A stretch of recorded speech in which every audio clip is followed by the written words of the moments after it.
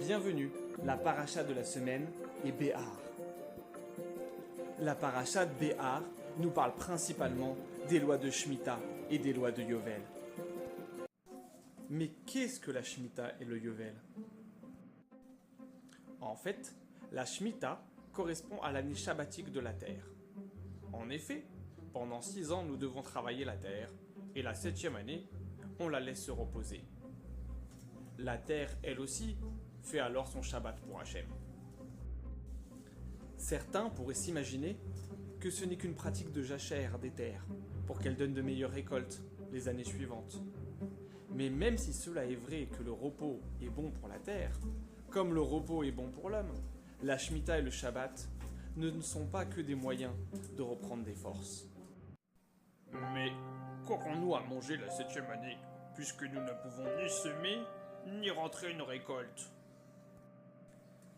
On a le droit de consommer les produits de la terre et les fruits des arbres, mais d'en faire du commerce ou d'engranger pour plus tard, non.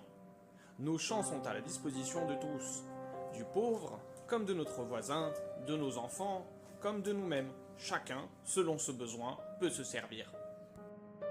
Mais comment allons-nous payer notre électricité, l'eau, le chauffage, et puis tous les produits manufacturés, si nous ne vendons pas nos récoltes pour gagner de l'argent? Ah, mon ami, tu as mis le doigt sur le point essentiel. La Emouna. Hachem a promis à qui suivra les lois de la Shemitah une grande abondance en disant: je vous octroierai ma bénédiction dans la 6e année, tellement qu'elle produira la récolte pour les 3 années. Et quand vous sèmerez la 8e année, vous vivrez sur la récolte antérieure. Une abondance la 6e année qui couvrira l'année en cours et l'année suivante, le temps de semer et de récolter les produits de la première année après la Shemitah, c'est-à-dire la 8e année.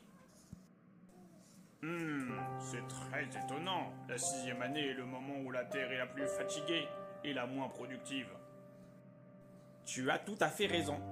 C'est là qu'Hachem nous montre que c'est sa bénédiction qui est la source d'abondance et non la qualité de la terre.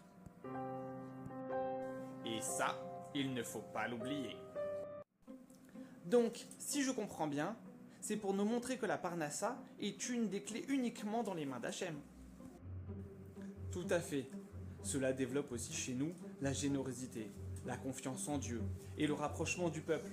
Et la paix, car tous égaux cette 7e année. Personne n'a de propriété sur les produits de la 7e année. D'ailleurs, c'est aussi l'année où un serviteur juif est libéré de son esclavage. En effet, un juif n'a qu'un seul maître, c'est le maître du monde.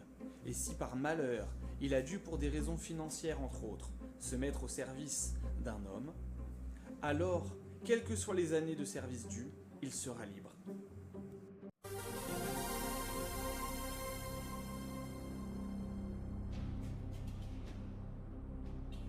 Parce que j'ai volé et que je n'avais pas les moyens de rembourser. Parce que je n'avais pas de moyens de subsistance.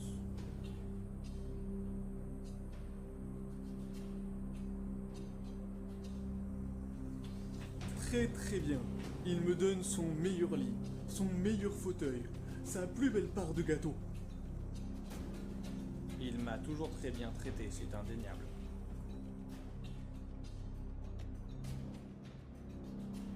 Ma famille me manque.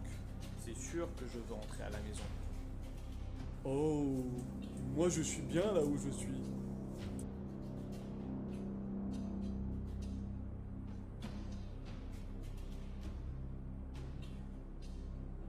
C'est vrai, c'est génial. Ah non, c'est pas cool ça. Je suis très bien et très content. Je ne veux pas. Mais qu'est-ce que vous allez me faire?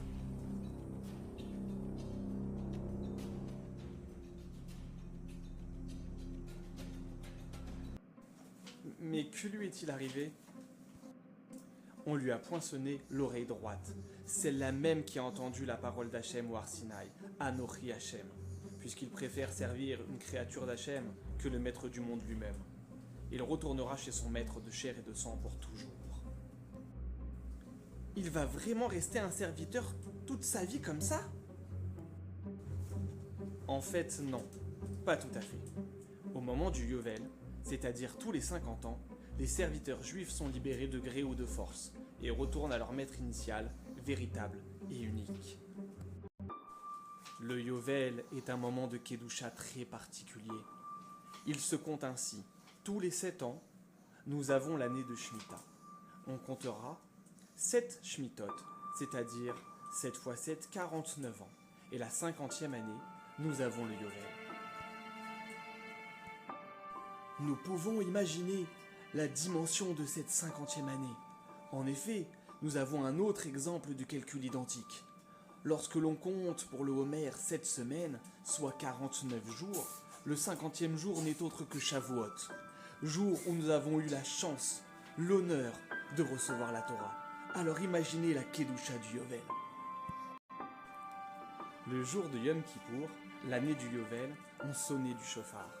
Quand retentissait le chauffard, à ce moment-là, puisque tout est à Hachem, chaque chose retrouve sa place. Toutes les terres retournaient à leur propriétaire initial lors du partage des terres à l'époque de la conquête d'Israël par Yehoshua bin Nun. Tous les serviteurs juifs retournaient au service du seul vrai maître, c'est-à-dire Hachem. Toutes les dettes sont annulées, comme pour toutes les fins d'année de Shemitah, car la Parnassa est dans les mains d'Hachem. Et évidemment, c'est une année de repos de la terre supplémentaire. Quoi? Une année de plus de repos de la terre, donc 2 ans de Shemitah si on peut dire. Mais comment alors on va vivre? Ne t'inquiète pas, mon fils, Hachem pourvoit.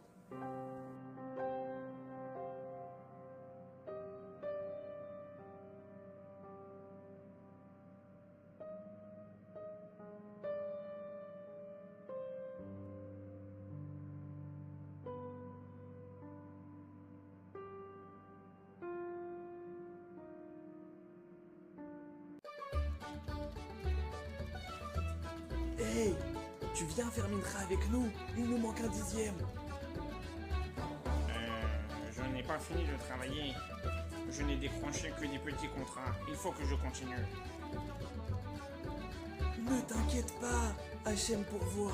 Allez, viens. Ok. Incroyable. J'ai décroché le meilleur contrat de toute ma vie. Je suis tranquille pour un bon bout de temps là. C'est génial. Mais comment as-tu fait? J'ai été faire Mincha.